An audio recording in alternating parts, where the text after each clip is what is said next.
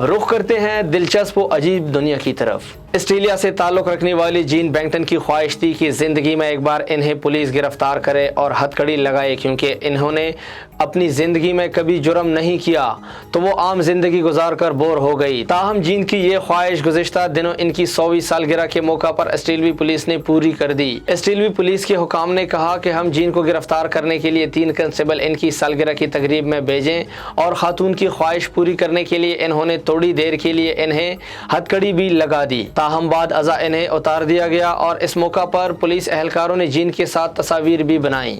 بھارت میں ویڈیوز بنانے کے لیے گھر میں غیر قانونی طور پر خطرناک سانپ رکھنے پر یوٹیوبر کو گرفتار کر لیا گیا۔ بھارتی میڈیا کے مطابق بدھ کے دن ریاست اڑیسہ کے محکمہ جنگلات کے حکام نے ضلع سنبل پور کے گاؤں کرنجولا میں 31 سالہ یوٹیوبر رام چندر رانا کو ایک کوبرا سمیت 6 سانپوں اور 4 گرگٹ غیر قانونی طور پر گھر میں رکھنے کے الزام میں گرفتار کیا۔ میڈیا سے بات چیت کرتے ہوئے رام چندر نے اپنے جرم کا اعتراف کرتے ہوئے کہا کہ اس نے یہ مختلف قسم کے سانپ اس برسات کے موسم میں کئی مقامات سے پکڑے تھے۔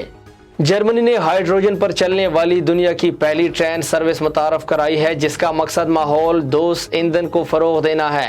اس سروس کے لیے 14 ٹرین فرانس کی کمپنی ایلوسٹم نے تیار کر کے جرمن ریاست لوور سیکسونی کو فراہم کی ہے، جو ڈیزل پر چلنے والی ٹرینوں کی جگہ لیں گی۔ یہ نئی ٹرین 60 میل کے ٹرین پر چلائی جائے گی۔ یہ نئی ٹرین 60 میل کے ٹریک پر چلائی جائے گی۔